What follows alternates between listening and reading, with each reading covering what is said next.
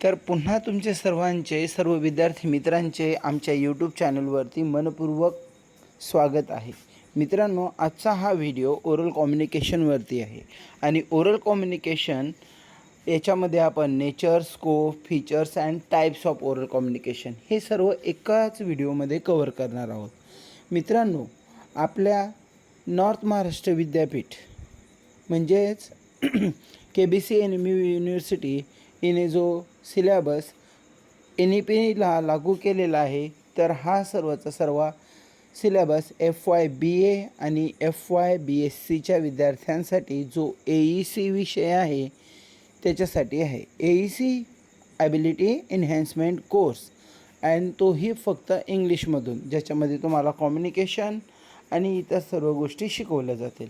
तर मित्रांनो, मी आहे तुमचा सर्वात आवडीचा friend, educationer as well as your language trainer doctor professor Narendra मुळे.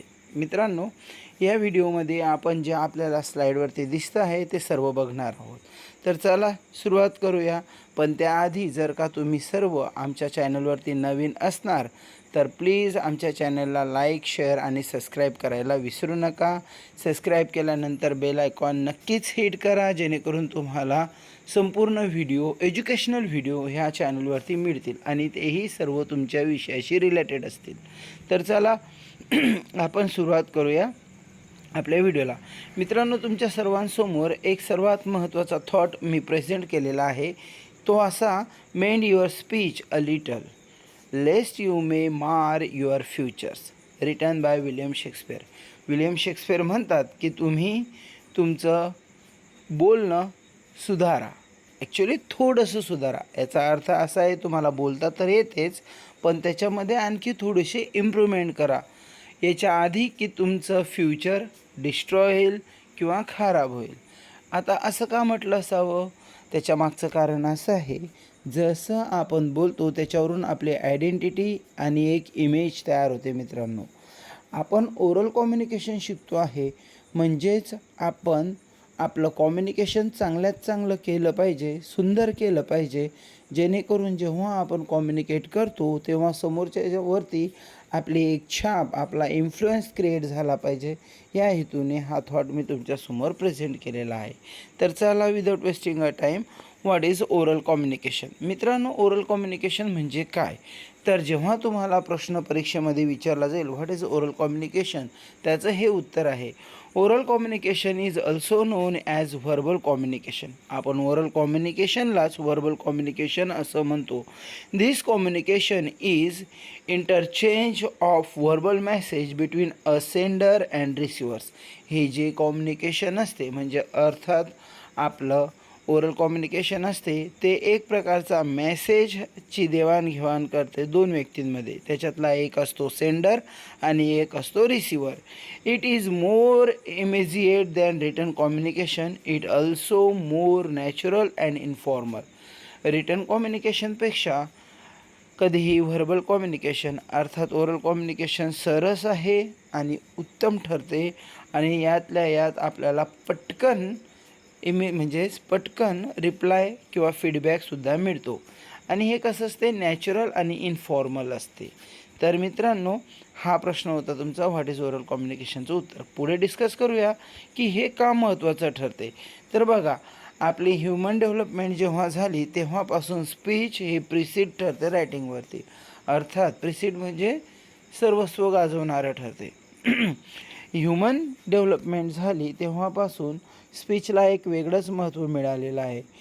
त्याच्यावरून एक उदाहरण मी ह्या स्लाईडमध्ये टाकलेलं आहे की children first learn to speak and then much later develop the ability to read and right.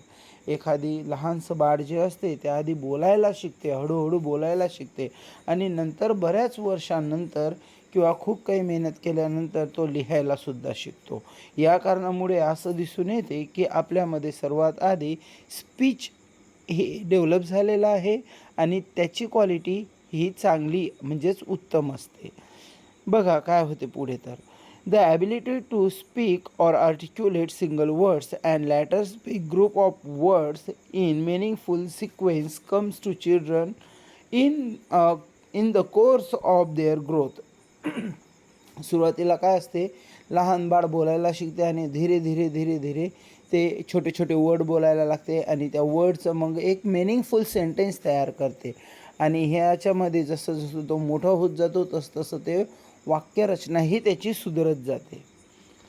This ability develops from listening to verbal sound, means words, as compared to written communication. Therefore, the ability to communicate through the spoken words is naturally developing ability. बघा, ही काय असते, ही लिखाणापेक्षा बोलणं सरस जाते आणि हळूहळू नंतर तो लिहायला शिकतो. मात्र याच्यामध्ये आपण असं सांगतो की त्याची लिसनिंग पॉवर जी असते त्याच्यापासून तो शब्द शिकतो आणि मग ते रिटन कम्युनिकेशनमध्ये तो कुठे ना कुठं यूज करतो. म्हणून काय असते की आपले रिटन कम्युनिकेशनला थोडंसं दुय्यम स्थान आपल्या लाईफमध्ये येऊन जाते. म्हणून तर असते ना, आपण जर का एखादी ग्रॅज्युएशनची डिग्री जरी घेतली तरी महत्त्व कशाला येते की मुलगा पास आहे. त्याला हे नाही विचारत का रे बाबा तुला एखादी लेटर लिहिता येते का, तू लिहू शकतो का. आणि तो जरी लिहू शकला नसला तरी तो त्याच्या बोलण्यामधून पटवून देऊ शकतो की तो किती चांगल्या पद्धतीने त्याने अभ्यास करून पुढे आलेला आहे. पुढचं आहे, in business oral communication is use more than written communication. आता आपण स्कोप सांगतो आहे. बिझनेसमध्ये काय असते, रिटन कम्युनिकेशनपेक्षा ओरल कम्युनिकेशन सर्वात जास्त वापरले जाते आणि महत्त्वाचं पण ठरते. A study of executive working her showed that 70% of an executive's time is spent on communicating. जेवढेही एक्झिक्युटिव्ह असतात आपल्या बिझनेसमध्ये काम करत असतात त्यांच्यावरून जी स्टडी केली गेली त्याच्यावरून असं दिसते की 70% लोक हे कम्युनिकेशन करतात, ओरल कम्युनिकेशनमध्ये बिझी असतात. 30% हे लेटर रायटिंगमध्ये जातात. 30% काय करतात, स्पेंड ऑन स्पीकिंग. 30% बोलण्यामध्ये जातात आणि म्हणजे बोलण्यावरती काम करतात. 45% of this time is spend on listening and 30% is spend on speaking.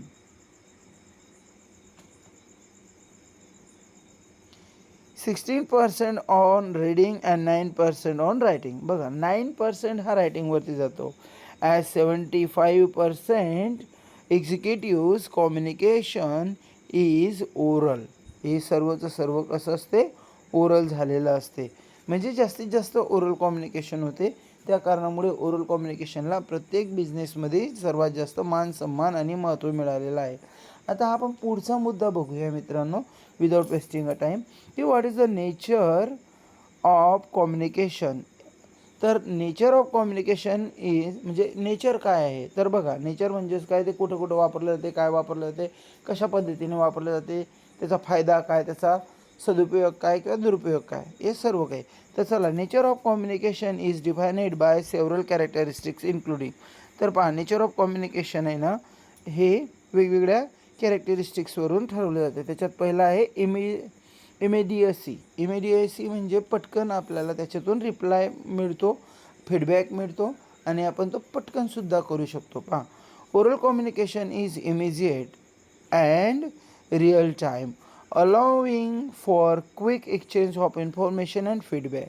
काय असते, ओरल कम्युनिकेशन हे पटकन करता येते, रिअल टाईममध्ये असते म्हणजे समोरासमोर पण होते आणि क्विक फीडबॅक करता येतो, आपल्याला इन्फॉर्मेशनसुद्धा क्विक पोहोचवता येते. This makes it a useful tools for problem solving and discussion making in situation where time is of the essence. जिथं वेळेला महत्त्व असते ना, तिथे हे खूप महत्त्वाचं एक युजफुल टूल्स म्हणते, ज्याच्यामध्ये आपण प्रॉब्लेम सॉल्व करू शकतो. काही अडचणी असतील, कोणती सिच्युएशन क्रिएट झाली असेल क्रिटिकल, त्याच्यावरती डिस्कशनसुद्धा करू शकतो. पुढचं नेचर काय येते, तर इंटरॅक्टिव्हिटी आहे ना. इंटरॅक्टिव्हिटी म्हणजे काय, पटकन इंटरॅक्शन करता येते. ओरल कम्युनिकेशन इज इंटरॅक्टिव्ह आहे, तर तात्काळ आपल्याला एकमेकांशी संपर्क साधता येतो. Allowing for 2 ways exchange of information between the speaker and the listener.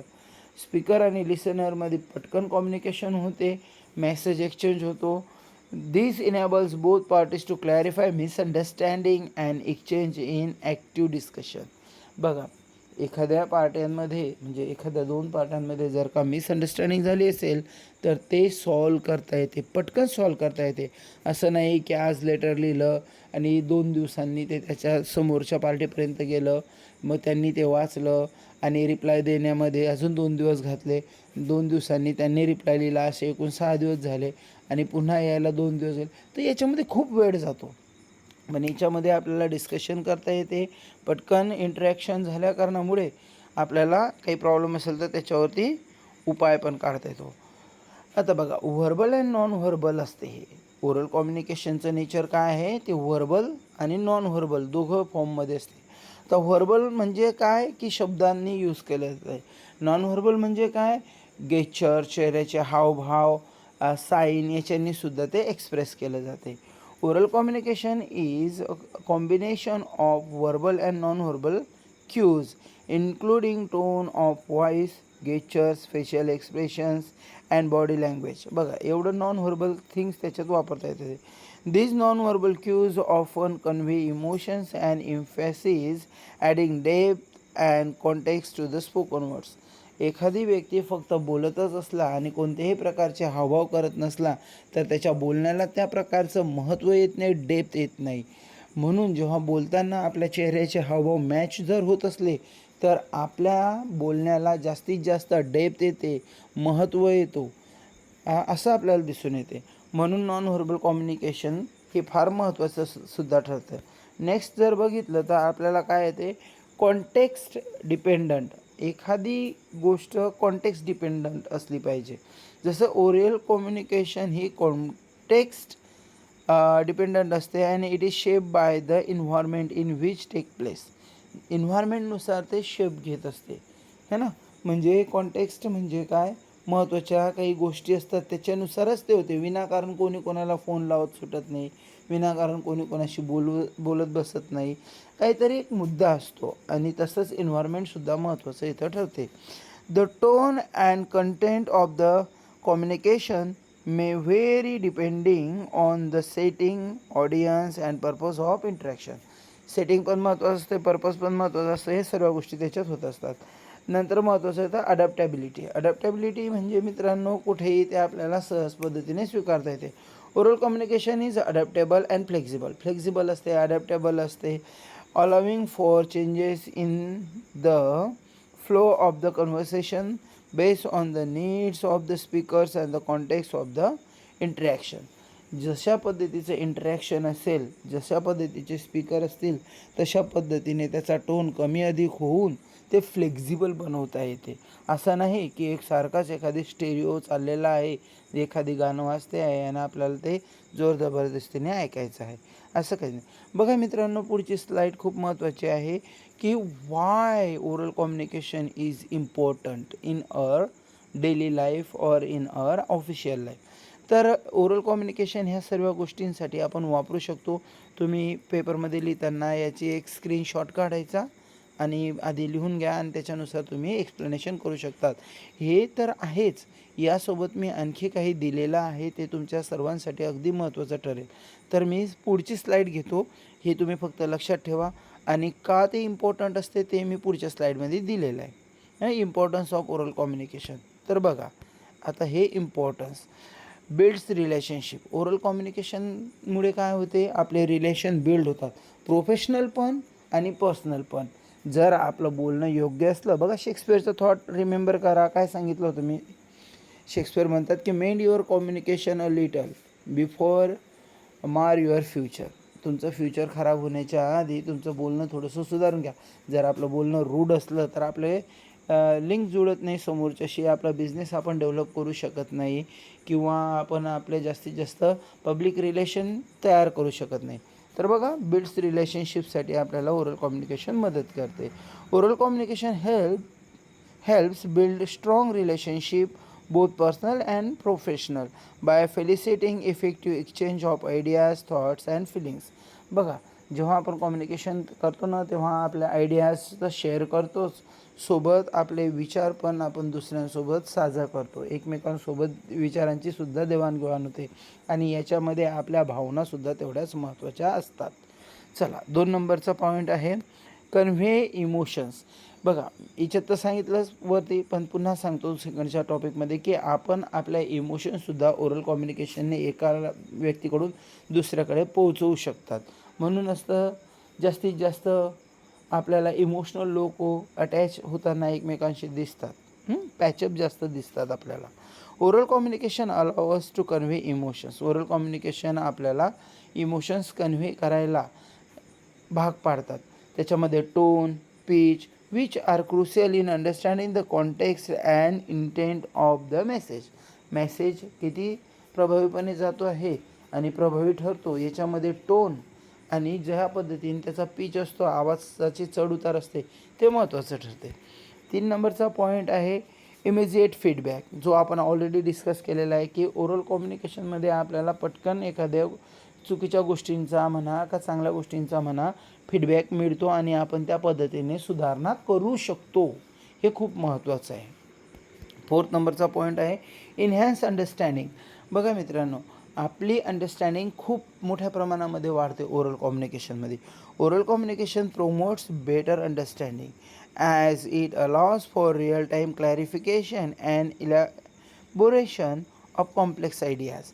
एखादी जर का क्रिटिकल आयडिया असेल, काही गुंतागुंतीच्या गोष्टी असतील, काही प्रॉब्लेमॅटिक गोष्टी असतील, तर त्या क्लिअर करण्यामध्ये आपल्याला ओरल कम्युनिकेशन हेल्प करते आणि त्यामुळेच काय असते, आपली अंडरस्टँडिंगसुद्धा डेव्हलप झालेली असते.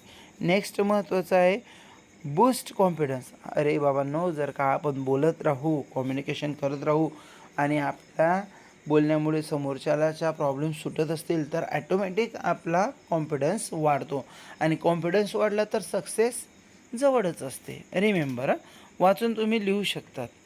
6 नंबरचा फॅसिलिटेड कोलॅबोरेशन. बघा, जर का ओरल कम्युनिकेशन चांगलं असेल तर तुम्ही लोकांसोबत कोलॅबोरेशन करू शकतात.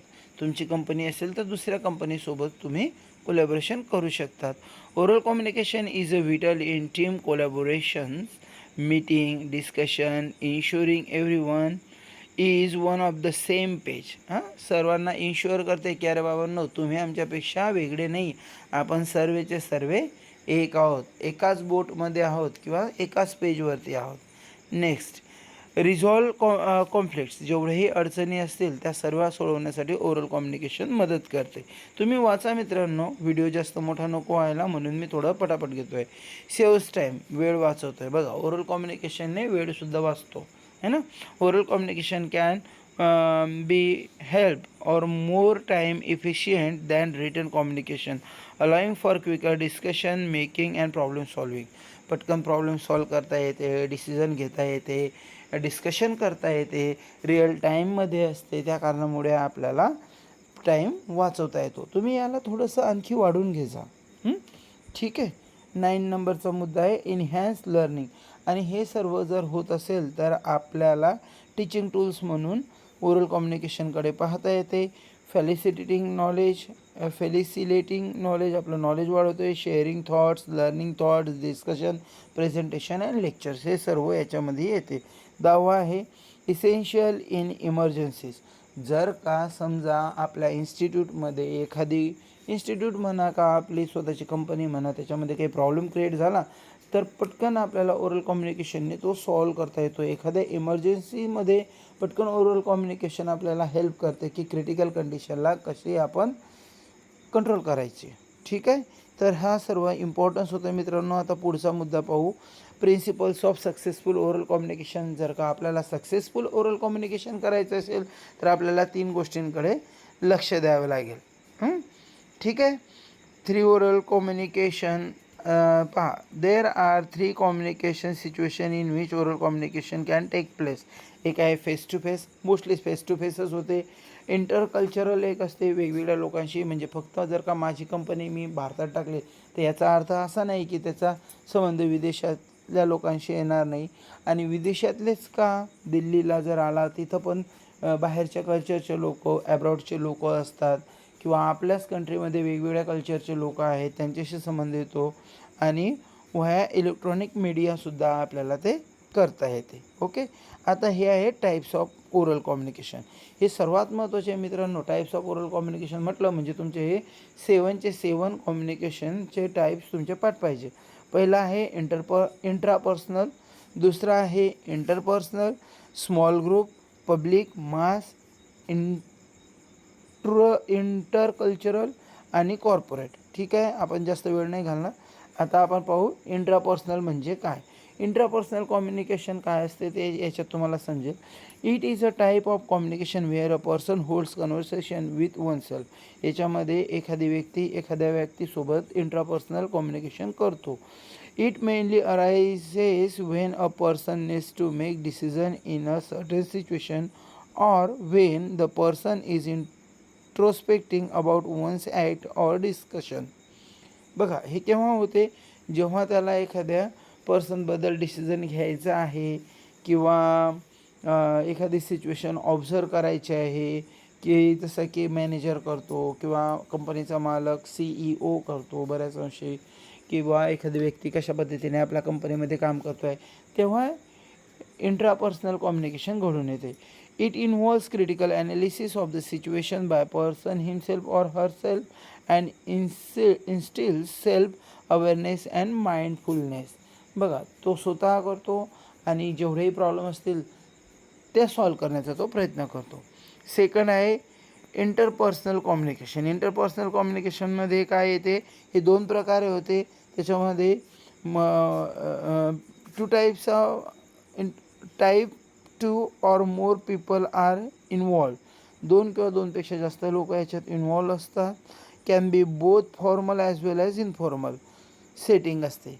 जर बघा, सेटिंग असते म्हणजे की फॉर्मलसुद्धा असू शकते आणि हे इनफॉर्मल पद्धतीने सुद्धा असू शकतं.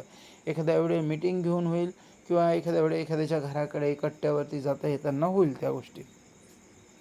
It is undertaken to take decision. बघा, हे काय करते की एखादी गोष्ट डिसिजन घेताना एखाद्याला पॉन्डर ओर सिच्युएशन, एखाद्या सिच्युएशनवरती आपल्याला विजय मिळवताना आणि दिसत नाही आहे फाइंडिंग सिच्युएशन. बघा, एखादी क्रिटिकल सिच्युएशन असेल किंवा सिम्पली टेकिंग इन्फॉर्मॅलिटी करताना आपल्याला याचा उपयोग होतो. Next, small group communication. तुम्हाला माहिती आहे, this types of communication take place in a group of 5 to 10 people. जसं की ग्रुप डिस्कशनसारखंच असते, 5 ते 10 लोकांमध्ये घडते. हे इनफॉर्मल सिच्युएशन असते. All group communication is use to brainstorming म्हणून त्याला वापरलं जाते. डिस्कशन असते related to the official matters असतात. Jointly finding solution to various problems, resolving conflicts एक्सेट्रासाठी हे वापरलं जाते. Small group meet at the work place. एक तर वर्क प्लेस जिथं काम करतात तिथंच भेटतात ते. Discuss issue related to work or for problem solving or team building पर्पजसाठी तो असतो. यासोबत फॅमिलीची बॉन्डिंग असते. स्टुडंट्स सोबत पण करता येते. कोलॅबरेटिव्ह वर्कमध्ये सुद्धा करता येते. एखादी प्रोजेक्टमध्ये सुद्धा करता येते. मित्रांनो, तुम्ही स्क्रीनशॉट काढून लिहू शकतात. नेक्स्ट वन, चौथा आहे पब्लिक कम्युनिकेशन. पब्लिक कम्युनिकेशन सर्वांना माहिती आहे की याच्यामध्ये communication between speaker and audience. एखाद्या वेळेस स्पीकर आणि ऑडियन्स, जसं की पॉलिटिशियन्स लोक करतात. एक स्पीकर असतो, बाकीचे ऑडियन्स असतात. Speaker should try to inform or to pursue the audience to act by or think in a certain way. तो स्पीकर काय करतो ह्या कम्युनिकेशनमध्ये की तो इन्स्ट्रक्शन देतो. त्याची इच्छा असते की एखाद्या समूहाने त्याच्या मनानुसार वागायला पाहिजे किंवा तो त्यांचं मन बदलवण्याचा प्रयत्न करतो. A politician may make speeches on how he will be dealing with certain issues to win their votes. Politicians हे वापरताना आपल्याला दिसतात आणि तेच असं सुद्धा दाखवतात की ते कशा पद्धतीने ते इम्पॉर्टंट आहेत आणि वोटिंग जिंकण्यासाठी हा फॉर्म्युला वापरला जातो. तुम्ही वाचू शकतात. Next, public communication is a very important types of communication when a message has to be convey to a large number of people in one instance or when a large number of people have to influence. जेव्हा आपल्याला जास्तीत जास्त लोकांपर्यंत आपला message पोहोचवायचा असेल तेव्हा public communication आपल्याला सर्वात महत्त्वाचा ठरते. For this the speaker should know the importance techniques of public speaking. पण हे करत असताना जो कोणी स्पीकर आहे त्याला पब्लिक स्पीकिंगच्या टेक्निक्स माहिती पाहिजे, अन्यथा तो बोर मारेल आणि कोणीही तिथं थांबत नाही. This will be discuss in detail in the separate module. हे आपण सेपरेट मॉड्यूलमध्ये डिस्कस करणारच आहे. मास कम्युनिकेशन हा एक त्याचाच प्रकार आहे. Mass communication that is sent out from source to many receivers over a large geographical area. बघा, खूप मोठ्या जॉग्राफिकल एरियामध्ये हा होऊ शकतो. Purpose possibly all over the world is mass communication. आपल्या सर्वांना माहिती आहे टी व्ही, रेडिओ, न्यूज हे सर्व मास कम्युनिकेशनचा भाग आहे.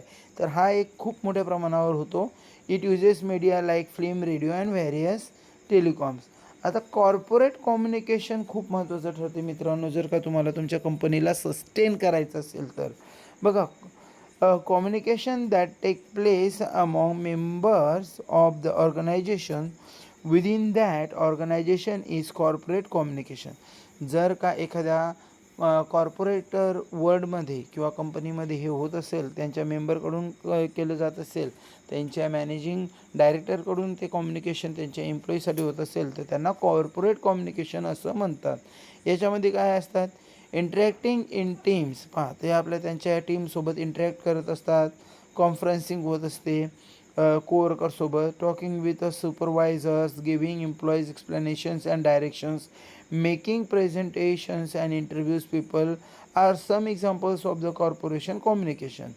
Effective corporate communication is helpful to exchanging the corporate image and positively effect of the moral as well as commitment and productivity in the corporations. जर का तुम्ही इफेक्टिव्ह कम्युनिकेशन केलं, खास करून कॉर्पोरेट कम्युनिकेशन केलं, तर वेगवेगळ्या प्रकारचे फायदे होऊ शकतात. ते तुमच्या कंपनीचे किंवा कॉर्पोरेट वर्ल्डचे इमेजसुद्धा बदलू शकते. Employees who feels like they are genuinely listened to by their managers are likely to have high job enthusiasm, feel more committed to their company than those who do not feel listened to. ज्यांना असं वाटते जे हे ऐकता ते जास्तीत जास्त desirable असतात आणि पुढे आपल्या कंपनीला नेऊ शकतात, आणि जे ऐकत नाही ते त्यांना हे कम्युनिकेशनमधून फायदा होत नाही एक प्रकारे. आणि शेवटचं आहे intercultural communication. Intercultural communication is a communication between people of different cultures and ethnicity. जात पात धर्म वेगवेगळे असले पाहिजे, वेगवेगळ्या कल्चर असले पाहिजे, त्या लोकांमध्ये हे इंटरकल्चरल कम्युनिकेशन होते. The world is increasingly becoming a global village and every country has people of various ethnicity. प्रत्येक इथनिसिटी ही प्रत्येक देशामध्ये एरियामध्ये वेगवेगळी असते. वेगवेगळ्या जातीचे धर्माचे लोक आहेत, त्यांच्यामध्ये हे सर्व गोष्टी होत असतात. So while communicating in each scenario diverse natures of the communicating people or particles have to be kept in mind. बघा, पार्टीज जेव्हा आपण वेगवेगळ्या जाती धर्माच्या लोकांसोबत कम्युनिकेशन करतो त्यावेळेला सर्वच गोष्टींचं लक्ष आपण घेतलं पाहिजे. डायव्हर्सिटीचं पण लक्ष ठेवलं पाहिजे आणि लोकांच्या भावना दुखणार नाही याचंही आपल्याला लक्ष ठेवलं पाहिजे. For example, in countries of Asia students will seldom contradict or disagree with a teacher in the classroom as this shows the disrespect. एशियामध्ये बरेचसे विद्यार्थी असे असतात की जेव्हा टीचर शिकवत असतात तर ते पटकन असं शो करतात की ते टीचरच्या शिकवण्यासोबत किंवा एखाद्या विचारासोबत सहमत नाही आहे. त्यांची असहमती टीचरचं डिसरिस्पेक्ट दर्शवते. इन वेस्टर्न इन्स्टिट्यूशन्स, त्याचबद्दल जर का तुम्ही वेस्टर्न इन्स्टिट्यूशन पाहिलं, it is the norm for students to think for themselves and engage their teachers in debate and discussion. आणि वेस्टर्नकडे पाहिलं तर ते काय करतात, डिबेटमध्ये इंगेज करतात टीचरांनासुद्धा आणि विद्यार्थ्यांनासुद्धा, आणि त्याच्यावरती आपल्याला समजते. तर मित्रांनो, एवढी आपली स्लाईड होती. याच्यामध्ये आपण सर्व गोष्टी कव्हर करण्याचा प्रयत्न केला आहे. कृपया तुम्हाला आवडली असेल तर लाईक, शेअर आणि सबस्क्राईब करायला विसरू नका. थँक्यू.